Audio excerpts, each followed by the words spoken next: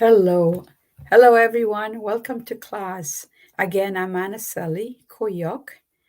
Um, I have taken the citizenship interview. I've passed it. I've coached friends. I've helped other people, relatives, and I welcome you to join my class. I have some strategies I want to share with you, and therefore, welcome. Stick around, and you're going to develop your skills to help you prepare for the citizenship interview. So, again, welcome. Okay, I'm going to share the slide with you. Here it comes. Okay. Okay, so welcome to class again. And here we go. So, one of the questions that we'll be discussing and talking and learning about is about the economic system of the United States. The question that you will be introduced to, and a question that you'll see or possibly be asked in the interview is, what is the economic system of the United States? What is the economic system of the United States? That is question number 11. So let's dive into it. What is the economic system of the United States? And the answer that you need to know is, oh, come on, here we go. It is a capitalistic economy. It is a capitalist economy. It is a market economy. So what is the economic system of the United States? It is a capitalist economy, and it is a market economy. So let's dive into it a little more. So what is a capitalist economy, and what is a market economy? Let's keep talking. Okay. For me to explain this in my own words, I will explain that a capitalist or capitalism is a system of dealing with money, creating money, wealth with money, and competing in a competitive environment, making a profit, using money, creating profit in a competitive environment. That is how I want to explain capitalism in a very simple way of doing so. Okay, next. Before I can continue, I want to say that we have three main ways of how the world does money, and how the economic systems are happening in the world. And there's three that it will cover: capitalism, socialism, and communism. Communism are the countries that are communist, like North Korea, Cuba, and Cuba, and China a little bit, but not anymore as much as before. The government has a say of what is produced and what's sold and who gets what. In the it's a socialism economic system. It's more balanced. It's more equitably distributed, where the government decides what are the needs, and tries to eliminate waste, and tries to decide who gets what. And there's more say and control of what happens. And of course, there's small business companies, that are permitted, but it's mostly balanced. Let's go to the capitalist system of government. That's ours. In our economic system of government, our economic system of doing business in the United States. We talk about the capitalism of wealth creating in an environment that's more competitive. Individuals have more say of how they make their money, where they create wealth, profit, and how they compete. They decide who they're going to sell to, what they're going to sell, and how much they're going to sell, and how much they're going to charge, what's the cost, and have a say of the supply and demand and what happens in our economic system. And that leads us to a market economy, where that interaction happens. And we'll talk more about it in the next slides. Moving along. So what is capitalism? What is this economic system that I've been talking about in these last few minutes? An entrepreneur, a company, a business has an idea, wants to produce something. They produce it at the factory, use the capital resources they have to produce something. They sell it. They have workers they employ. They make a product. They sell it. Or an entrepreneur has a service idea. They develop the idea. People are involved in creating it, and of course, sell it for profit.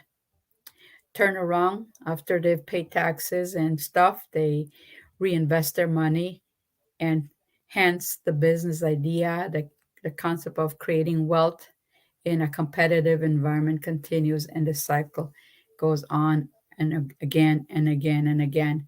Again, capitalism is a system of making money, creating wealth in a competitive environment.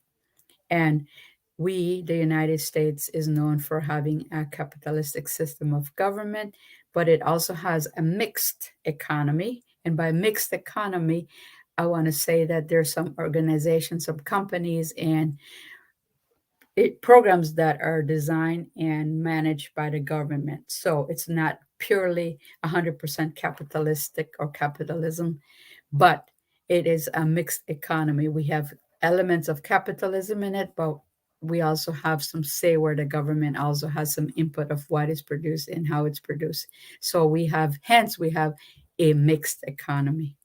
Moving along, let's talk about the market economy.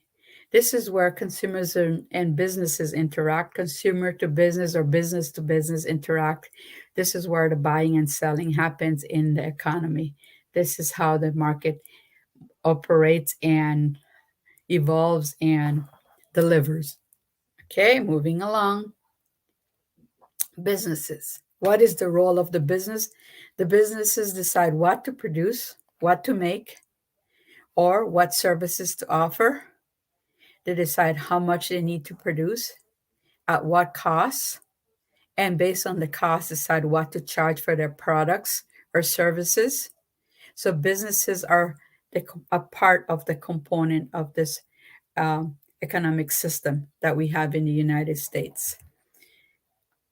The consumers are also very important in our market economy because they decide what they want to buy, what goods, what services, when they're going to buy it, and how much they're willing to pay. The dollar is important, and consumers have a say with their money. They decide when to buy, what to buy, and how much they're willing to pay, and hence supply and demand is impacted as a result. Okay, moving along. So competition is also important. Competition creates the dynamics of supply and demand. What is produced, what is demanded, what people want, and what is supply. And if we have a large demand, then the prices go up. But if the demand is low, then the prices go down. So supply and demand influence the market. Okay, supply and demand again. Supply is the amount of goods available, and demand is how badly people want a good or services. And that's impacted by what's available out there in the market. And that impacts supply and demand. And one example that I want to give is the chip that is used in cars right now. The microchips the supply is very limited. They're not being produced as fast, and so that's impacting what's available for cars. And so the car competition has halted a little bit, because if we don't have microchips, they can't produce cars. And if they can't produce cars, then there are not many cars for people to buy. So the demand is great, but the supply is limited. Hence, prices will be impacted, and the production of cars will be impacted, and there'll be less. Prices will go up. So I was watching news the other day, and I heard that the president is talking about creating opportunities for us to also have factories to develop microchips in the United States. Right now, we depend on the international market, and the shortage is impacted, and there are many issues out there that are impacting what's being produced and how much is produced, and that will impact the car industry as far as obtaining microchips. And so the price of cars are going up because the demand is great and the supply is limited. That's a great example that's happening right now in our economic system. Okay, moving along. So supply and demand. When the supply, this is the supply line and this is the demand. When the demand increases and supply increases, that's great. But if the demand is great and the supply is limited, that is going to impact the price of what we pay for a product or a service, like the microchip that are used in cars. Okay, market economy. I want to recommend you watch this video on your own by Economics with Mr. Sin. He's a economics teacher, and I think he does a great job at explaining businesses and consumers. It's a YouTube channel. Please watch it on your own. What is a market economy? I'll show you one page, but then I highly recommend you watch it on your own. It's really great. Hey there, econ students. Welcome back to the Mr. Sin channel. Today we're going to be talking about a market economy. Make sure you... Okay, so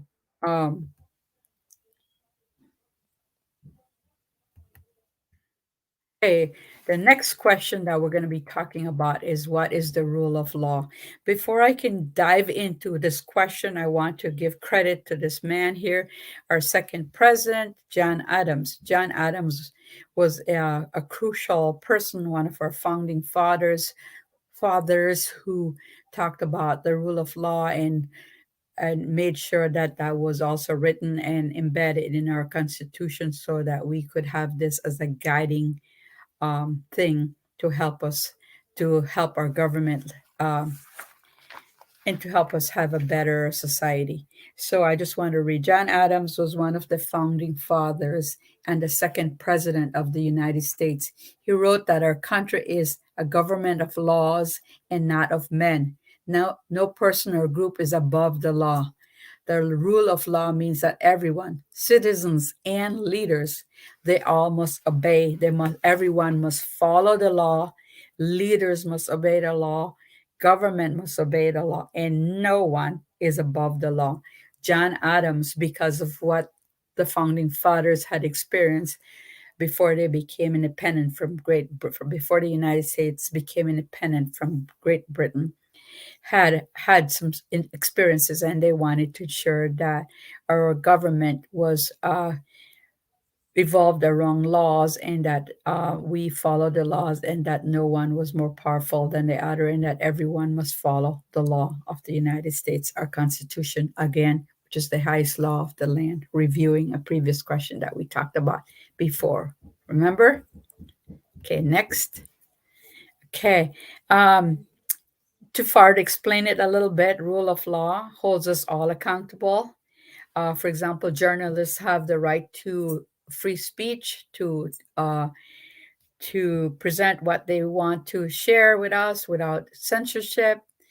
It calls for just laws, for transparency, and above all, for equality for all, to try to eliminate discrimination, uh, to have laws that are not discriminatory free, and also to embrace gender equity for all. So the rule of law holds us all accountable and calls for transparency for all, and above all, no one is above the law.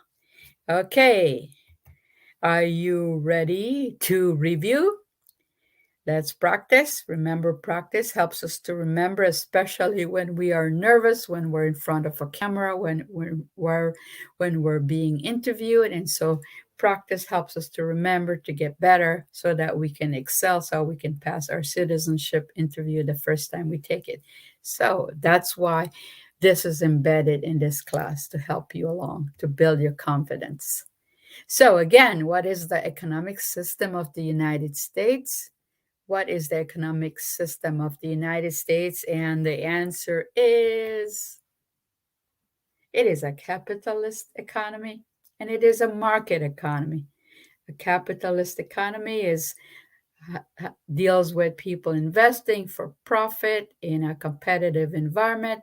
A market economy is where the consumer and businesses interact and products are produced and sold, and for a person, for people at a certain price, and supply and demand impacts the market.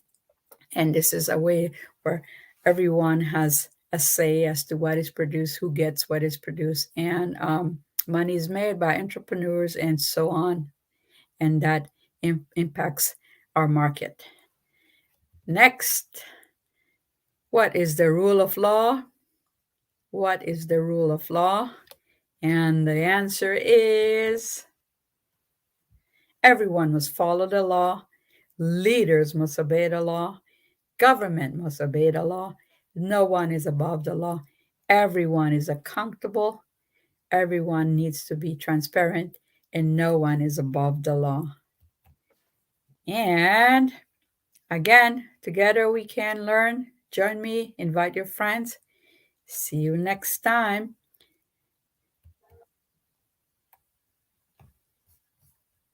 Enjoy the music.